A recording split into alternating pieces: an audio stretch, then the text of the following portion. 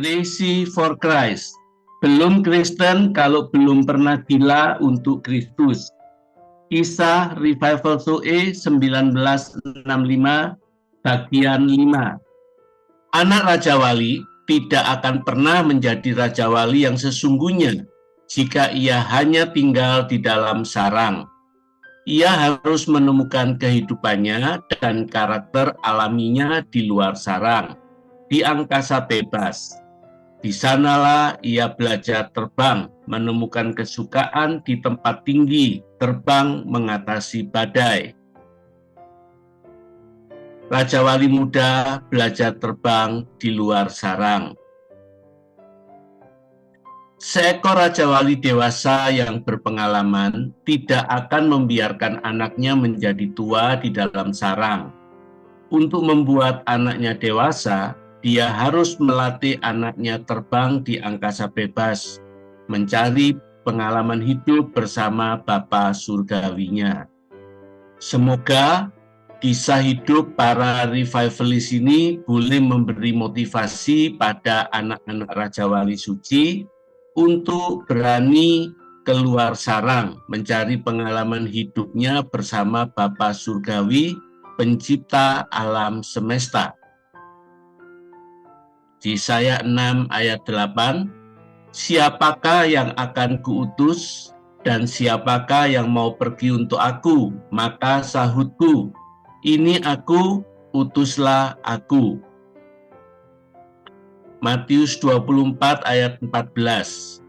Dan Injil kerajaan ini akan diberitakan di seluruh dunia menjadi kesaksian bagi semua bangsa, etnis, suku bangsa. Sesudah itu barulah tiba kesudahannya. Kisah para Rasul 1 ayat 8. Tetapi kamu akan menerima kuasa kalau Roh Kudus turun ke atas kamu, dan kamu akan menjadi saksiku di Yerusalem dan di seluruh Yudea dan Samaria dan sampai ke ujung bumi. Pergerakan Tuhan di dunia.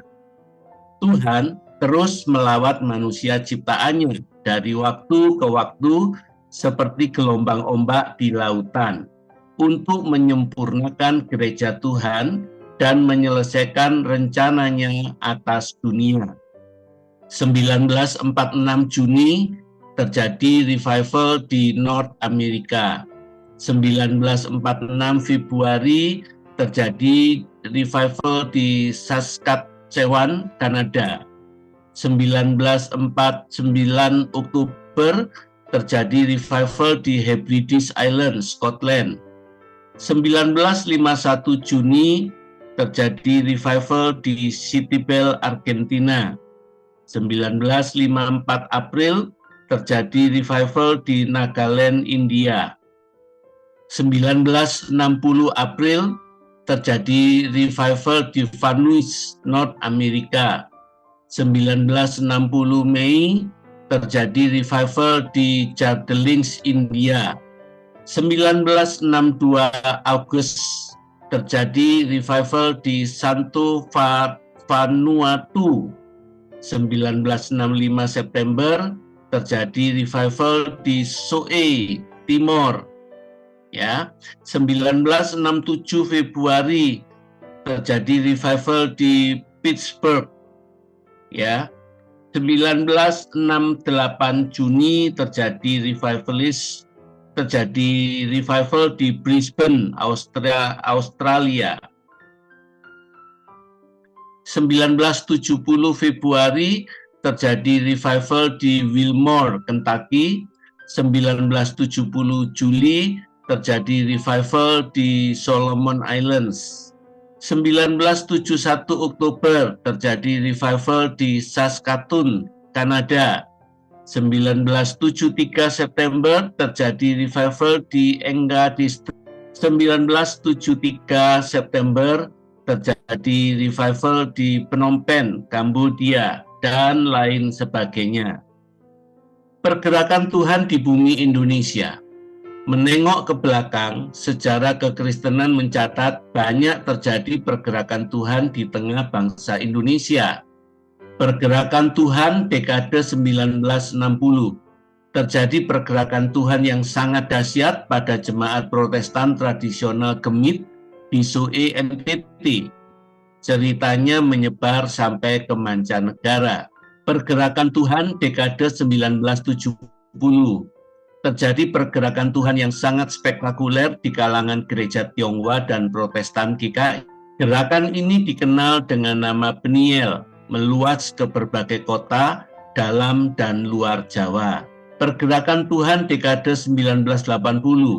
Dekade ini Tuhan bekerja dengan sangat dahsyat di kalangan muda-mudi, pelajar dan mahasiswa, melahirkan banyak gereja-gereja besar masa kini. Dasar firman Tuhan. Mazmur 96 ayat 3. Ceritakanlah kemuliaannya di antara bangsa-bangsa dan perbuatan-perbuatannya yang ajaib di antara segala suku bangsa. Mazmur 89 ayat 2. Aku hendak menyanyikan kasih setia Tuhan selama-lamanya, hendak memperkenalkan kesetiaan-Mu dengan mulutku turun-temurun, generation to generation. Mazmur 145 ayat 4. Angkatan demi angkatan atau generation to generation akan memegahkan pekerjaan-pekerjaan-Mu dan akan memberitakan keperkasaan-Mu. Sekarang, mari kita melihat lebih dalam tentang pergerakan Tuhan dekade 1960. Terjadi pergerakan Tuhan yang sangat dahsyat pada jemaat Protestan tradisional Gemit di SUE NTT. Ceritanya menyebar sampai ke mancanegara. Frans Celan. Kondisi TTS saat lawatan Tuhan terjadi. Pada dekade 60-an itu, kondisi jalan di TTS masih sangat jelek. Mobil pribadi baru ada beberapa, angkot belum ada, jadi mau pergi kemana-mana pada umumnya harus jalan kaki. Saat lawatan Tuhan atas kota SUE terjadi pada September 1965, dalam 3 bulan pertama, Tuhan telah membentuk 75 tim penginjilan. Mereka masing-masing pergi ke berbagai penjuru untuk memberitakan Injil sesuai pimpinan Tuhan. Semuanya ditempuh dengan berjalan kaki sampai ratusan kilometer. Wow! Tim 36, tim API. Frans Celan, Ipar Meltari, dan Jakob Baku adalah pemimpin tim 36. Tim ini sering mengalami mukjizat dan berbagai tanda heran, sehingga disebut tim API. Tim 36 pernah pelayanan keliling selama 8 bulan, menempuh jarak dihitung-hitung 500-600 km. Dalam perjalanan mereka selalu memuji Tuhan, dan kalau sudah letih berjalan, mereka tidur di bawah pohon yang mereka jumpai.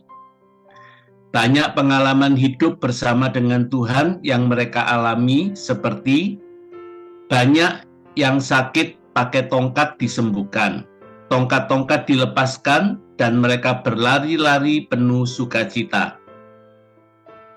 Saat melayani di Amphoe Utara, tim 36 mengalami mukjizat, 2 orang mati bangkit. Ada seorang suanggi, anaknya mati, setelah didoakan anak itu bangkit, suangginya bertobat.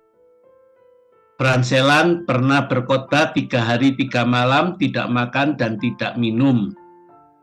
Selain itu, saat pelayanan di Papua, Frans Celan pernah berjalan di atas Danau Sentani 2 kali. Ada seorang tua berjenggot panjang dan bermata satu yang punya banyak berhala di gua. Apabila Frans berkhotbah dengan berapi-api, dia tertidur. Tapi begitu Frans mulai lelah, dia bangun dan berteriak-teriak. Pada hari ketiga, orang tua tersebut sudah tergeletak di pinggir jalan selama berjam-jam. tidak bergerak lagi dan badannya mulai dikerubungi semut. Franz minta timnya pergi mendoakan. Setelah didoakan, orang tersebut bangkit. Semua orang lari ketakutan. Dia bercerita bahwa dia dibawa ke neraka, tapi ada tangan yang menariknya keluar dari neraka. Akhirnya dia didoakan Franselan dan menerima Tuhan Yesus sebagai juru selamat pribadinya. Kemudian seluruh keluarganya juga dilayani dan yang sakit mengalami mujizat kesembuhan. Ketika tiba di daerah Teluke, ada dukun santet yang menghalangi tim 36 masuk di wilayah itu. Dukun itu berkata kalau Tuhan mereka hidup, mereka akan bisa masuk. Tapi kalau Tuhan mereka mati, mereka pun akan mati. Dukun itu meletakkan jimat di jalan masuk desa. Akhirnya jimat itu ditemukan dan didoakan. Tim 36 berhasil masuk ke daerah itu dan mengadakan KKR. Tuhan melawat mereka secara luar biasa. Ibu-ibu penuh Roh Kudus, mereka berteriak emosional penuh sukacita. Melihat kejadian itu, dukun tersebut marah. Ia membawa parang dan memotong semua pohon pisang milik penduduk desa yang ada di sana. Tapi bersamaan dengan perbuatan dukun itu, istri dari dukun tersebut jatuh ke dalam jurang dengan kedalaman 15 meter. Kepalanya terluka parah, tapi perempuan itu tidak mati. Malam itu, perempuan itu diangkat keluar dari jurang dengan darah bercucuran dari kepala begitu banyak. Setelah didoakan, terjadilah mujizat kesembuhan dengan seketika. Melihat mujizat, dukun itu pun bertobat dan kemudian hari menjadi hamba Tuhan. Sebuah kesaksian spektakuler dari tim 36. Tim tersebut pada tahun 1967 mengalami sebuah peristiwa. Ada 7 orang yang meninggal sekaligus dalam waktu yang bersamaan, terdiri dari 5 perempuan di dalam gereja yang jatuh dari bangku dan langsung mati. Dan 2 laki-laki di tenda luar gereja jatuh dan langsung mati secara tiba-tiba, dikarenakan mereka adalah suanggi-suanggi ganas di kampung tersebut yang mengeraskan hatinya untuk tidak menerima berita Injil, juga tidak bersedia menyerahkan liu-liu untuk dihancurkan. Mereka telah menyia-nyiakan kesempatan emas yang ditawarkan dan disediakan Tuhan Yesus bagi keselamatan jiwanya. Hal itu menggemparkan orang-orang yang hadir saat itu. Mereka ketakutan dan segera menyerahkan diri kepada Tuhan dengan bertobat serta melepaskan semua liu-liunya untuk dimusnahkan. Berita kematian Suanggi yang secara tiba-tiba di dalam gereja membuat seluruh masyarakat menjadi panik dan takut akan kedahsyatan Tuhan. Semua Suanggi yang berada di daerah itu keluar dari tempat persembunyiannya, lalu menyerahkan diri pada Tuhan Yesus.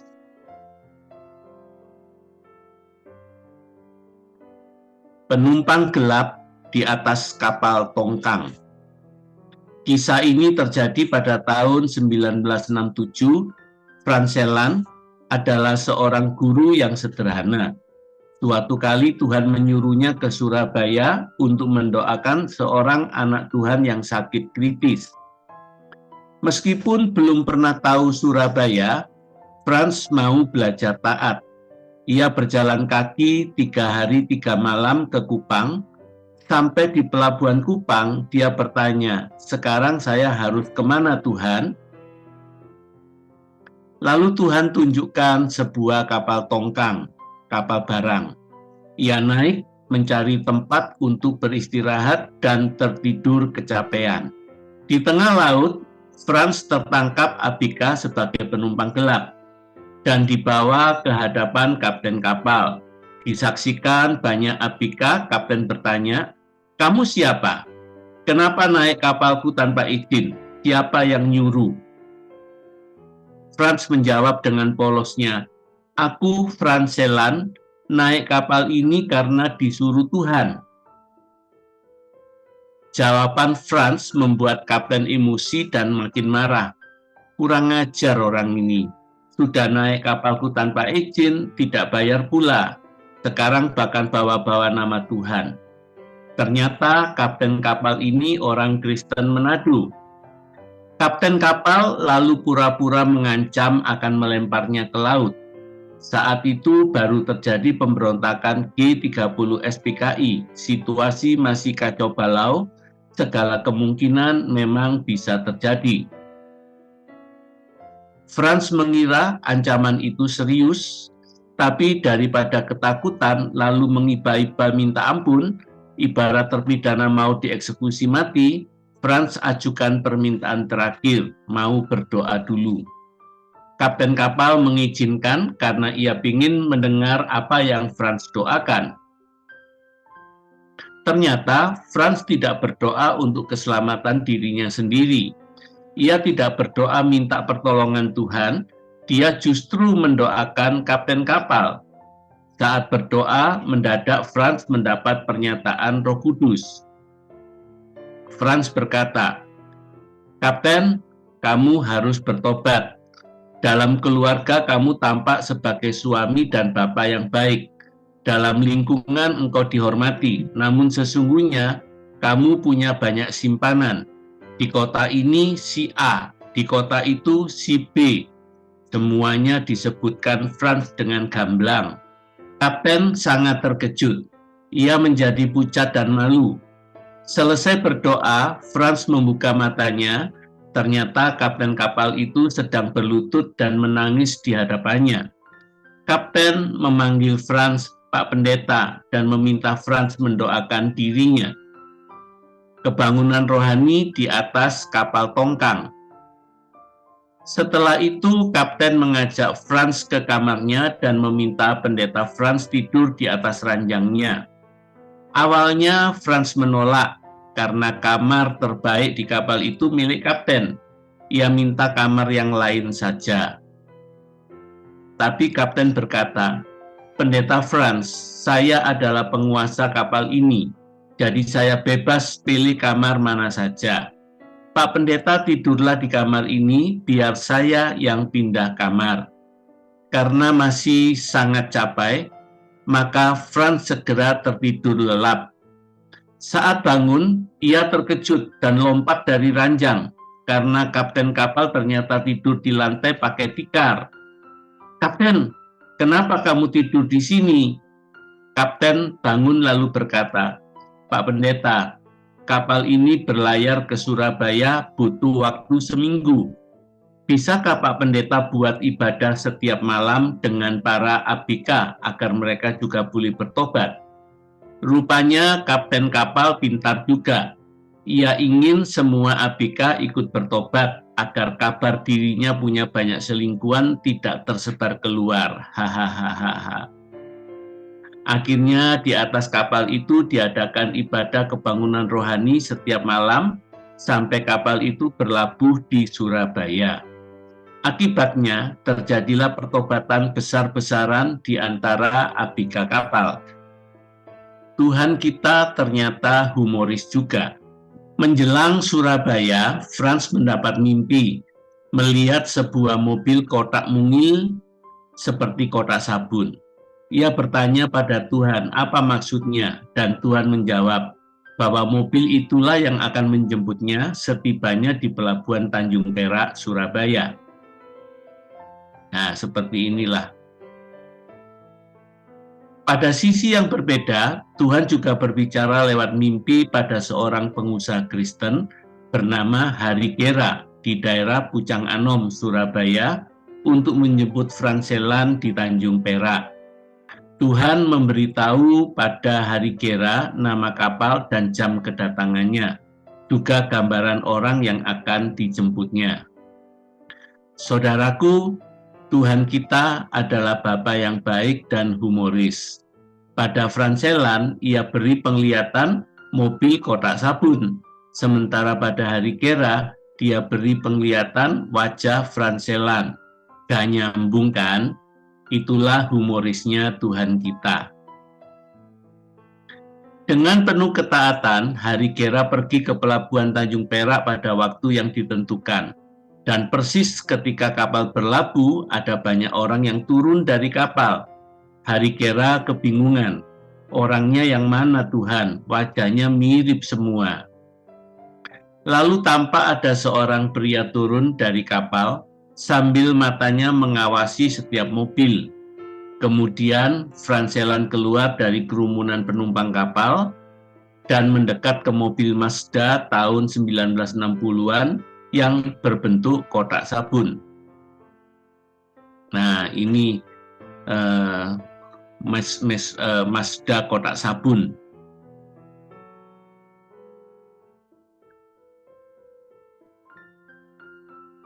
Ya, mirip kotak sabun ya. Barulah Hari Gera mengenali itulah wajah dalam penglihatan yang Tuhan beri.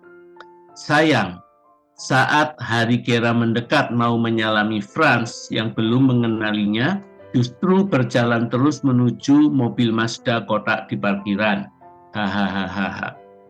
Dengan cara Tuhan yang ajaib, akhirnya Franselan dipertemukan dengan Hari Gera yang menjemputnya dan akhirnya dibawa menuju rumahnya di Pucang Anom.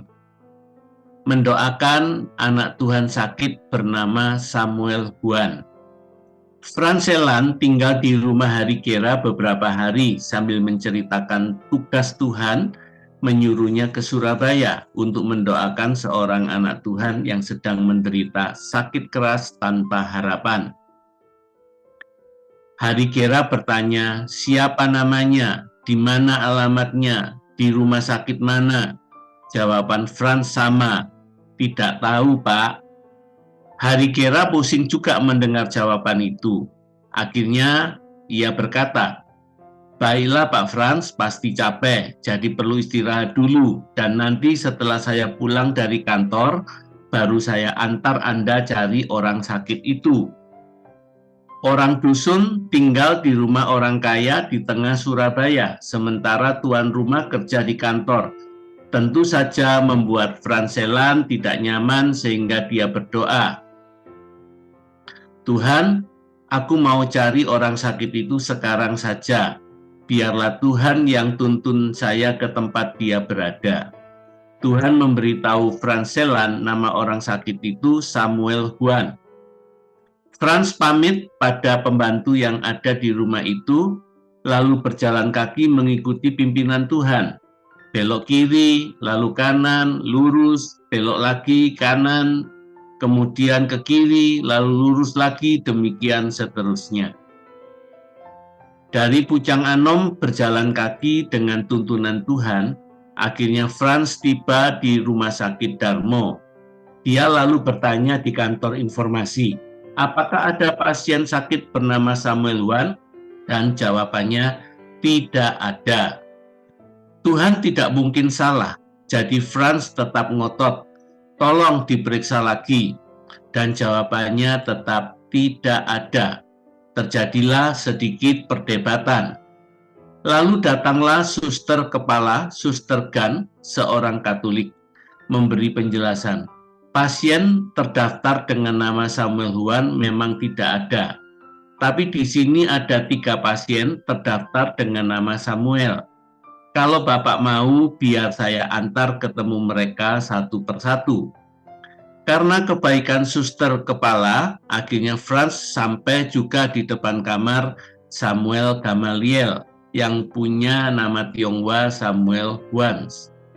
Samuel Huan adalah anak pendeta Maranatha Immanuel Gamaliel Huan, seorang rohaniwan yang ikut mendirikan YPPII Batu Malang bersama pendeta Petrus Octavianus dan perintis GKI Tumapel Malang. Samuel sempat sekolah di SDT Cipanas beberapa semester, lalu terkena sirosis atau kanker hati yang pada waktu itu merupakan penyakit sangat mematikan dan belum ada obatnya. Apa saudara bernama Samuel Huan? Dalam keadaan lemah mendekati koma, sayup-sayup Samuel mendengar nama Tionghoanya dipanggil. Ia terkejut karena selama ini dia selalu memakai nama Samuel Gamaliel. Dia mengangguk sambil berusaha membuka matanya. Sayang, di rumah sakit Darmo banyak sinar matahari, sehingga hanya terlihat siluet hitam. Siapakah orang hitam ini? Franselan berkata, bolehkah saya mendoakan saudara? Tuhan mengutus saya dari Soe untuk mendoakan anaknya yang bernama Samuel Huan dan sedang berbaring sakit di rumah sakit Surabaya. Samuel mengangguk lemah. Franz bertanya lagi, apakah saudara percaya kasih dan kuasa Tuhan tetap sama kemarin, hari ini, besok, dan selamanya? Samuel berdoa sambil menangis karena sadar sedang berhadapan dengan orang spesial yang diurapi Tuhan. Sejak didoakan itulah terjadi proses kesembuhan sampai beberapa tahun ke depan. Tidak terjadi mujizat instan karena ternyata Samuel Gamaliel masih menyimpan sakit hati dan kepahitan pada seseorang. Setelah sembuh, Samuel mencari orang yang telah mendoakannya. Tuhan mengizinkan mereka bertemu awal 1997 sebelum Franselan berangkat penginjilan ke Papua. Inilah foto Franselan yang kami terima dari Pak Samuel Gamaliel. Setelah itu Franselan menjadi utusan Injil ke Papua dan pelayanannya dilengkapi dengan berbagai mujizat dan tanda heran. Pengusaha Hari Gera kemudian hari menjadi pendeta dan mendirikan Sekolah Misi Interdenominasi Menanggal Surabaya.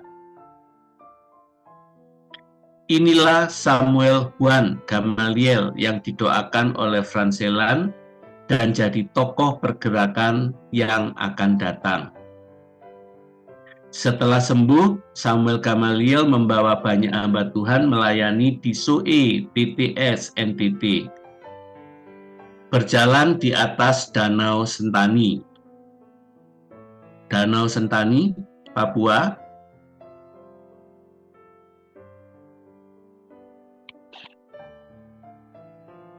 Ketika Franselan penginjilan di sekitar Danau Sentani, Tuhan berbicara, Franselan, orang-orang Papua sekeliling danau ini adalah penyembah berhala dan pengguna okultisme. Kalau tidak melihat mujizat, mereka sulit untuk bertobat. Saat naik perahu di tepi Danau Sentani, Tuhan berkata, Franselan, lompatlah engkau keluar dari perahu dan berjalanlah di atas air. Kalau saudara berada pada posisi Franselan, akan taat atau tidak? Kebanyakan pasti tidak akan taat, karena pikiran pasti berkata, bagaimana mungkin bisa? Berat jenis manusia kan lebih besar dari berat jenis air, pasti tenggelam dong. Untunglah, Franselan tidak sepintar saudara. Tanpa banyak berpikir, ia mau belajar taat, maka mujizat terjadi. Franselan melompat keluar dari perahu dan ia berjalan di atas air, disaksikan banyak orang Papua dari pantai Danau Sentani. Peristiwa ini terulang 2 kali, sehingga orang-orang Papua sekitar Danau Sentani mengenal Franselan sebagai hamba Tuhan yang berjalan di atas air.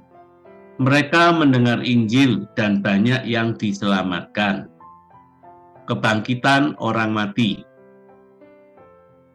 Suatu kali, Franselan sedang berjalan di tengah keramaian Jayapura. Terjadi sebuah kecelakaan di mana seorang kuli bangunan jatuh dari gedung yang sedang ia bangun dan meninggal. Masyarakat berkerumun melihat kejadian itu dan mayatnya sudah ditutup. Saat Franz lewat, Tuhan berbicara, Franselan, pergi, dekatilah mayat itu dan bangkitkanlah orang mati itu. Jika saudara jadi Franselan, apakah saudara akan taat? Perintah ini lebih berat dari berjalan di atas air. Kalau di Danau Sentani Franz gagal dan tenggelam, ia bisa naik ke perahu lagi tanpa rasa malu, karena masyarakat tepi danau tidak tahu apa yang Franz lakukan. Tapi, membangkitkan orang mati dikelilingi banyak orang. Kalau gagal, malunya minta ampun, ditertawakan dan diolok-olok, dianggap orang gila. Tapi Franz tetap mau taat. Tolong beri saya jalan untuk mendoakan jenazah ini. Ketaatan Franz Celan berbuah mujizat. Kuli bangunan itu bangkit dari kematian disaksikan banyak orang. Nama Tuhan Yesus dipermuliakan. Napak tilas pelayanan Franz Celan di Papua. Saya, Heru, berusaha mencari jejak pelayanan Franz Celan di Papua. Puji Tuhan, saya berhasil bertemu dengan putri sulungnya, Pendeta Naomi Celan, yang jadi gembala gereja Gizi IFGF di Jayapura. Ini pertemuan saya dengan Pendeta Naomi Celan, gembala gereja Gizi IFGF di Jayapura. Pertemuan yang unik karena saat saya tanya kisah pelayanan papanya, Franz Celan, Naomi Celan mendadak menangis. Ia berkata, "Sudah puluhan tahun saya menyimpan kisah ayah saya, tak berani menyaksikannya pada orang lain, karena takut dikira mengada-ngada. Tapi sekarang ada orang datang dari jauh, dari Jawa, tiba-tiba tanya kisah ayah saya, sehingga apa yang selama puluhan tahun saya simpan sekarang dapat saya ungkapkan."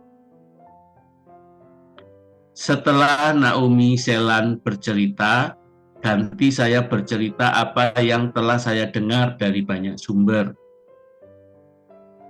Selesai mendengar cerita saya, Naomi Celan ternyata menangis lagi sambil berkata, "Kenapa ada orang asing yang tahu kisah bapakku lebih dari saya anaknya?"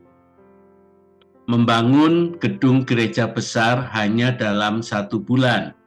Naomi bercerita jika pelayanan Franz Celan di Papua disertai Tuhan dengan berbagai mujizat dan tanda heran, kesembuhan dan kelepasan dari ikatan kuasa-kuasa gelap.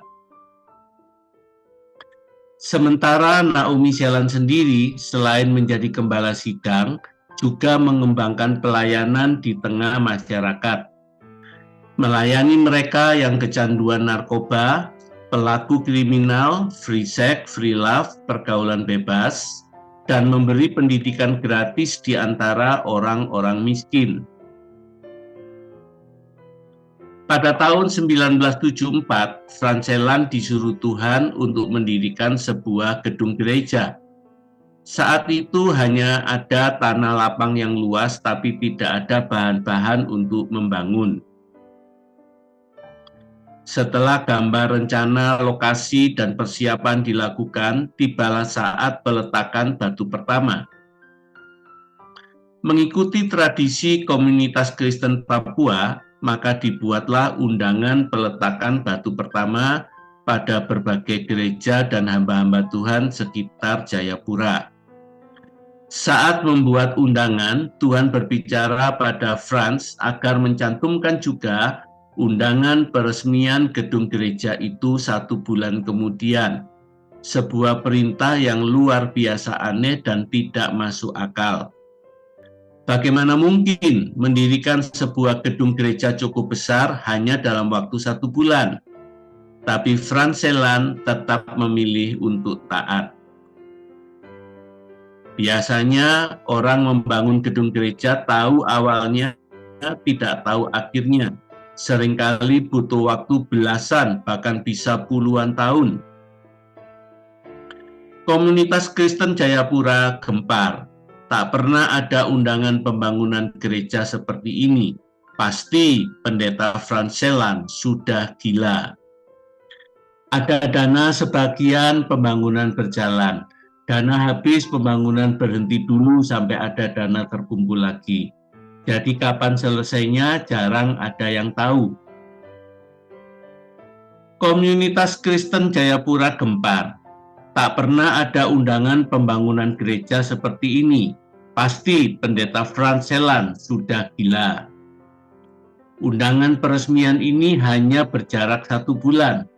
Apa Frans Celan sangat kaya, mampu membayar banyak mandor dan kuli bangunan, ataukah dia sudah kehilangan nalarnya, atau mungkin ia sudah gila? Tapi bagi Tuhan tidak ada yang mustahil. 1 bulan kemudian berdirilah Gereja Kemah Injil Indonesia Jemaat Bethesda, Jalan Sekolah nomor 21, Abipura, Jayapura. Saya tidak begitu saja percaya dengan cerita Naomi Celan. Saya minta alamat gereja itu karena sebelum pulang meninggalkan Jayapura, saya mau melihat gereja itu dengan mata kepala sendiri. Dan inilah yang saya lihat.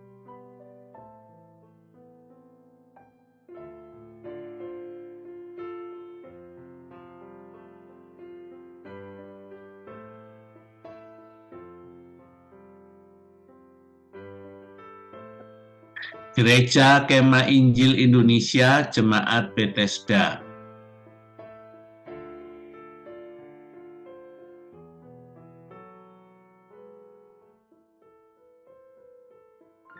Disadur oleh suara pemenang dari berbagai wawancara, berbagai literatur, dan sumber internet. Reinhard Bonnke berkata, gereja yang tidak mencari jiwa-jiwa yang terhilang adalah gereja yang terhilang. Orang Kristen yang tidak berbeban mencari jiwa-jiwa yang terhilang adalah orang Kristen yang terhilang. Jika saudara diberkati dengan kisah para revivalis Heroes of Faith ini, dukung dan doakan kami agar bisa membuat kisah-kisah revivalis berikutnya.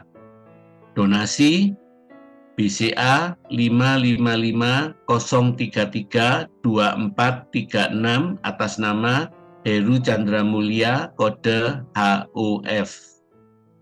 Question and answer PIC Linda WA 6281759148 Nat Surabaya. Sampai bertemu di lain kesempatan. Tuhan Yesus memberkati.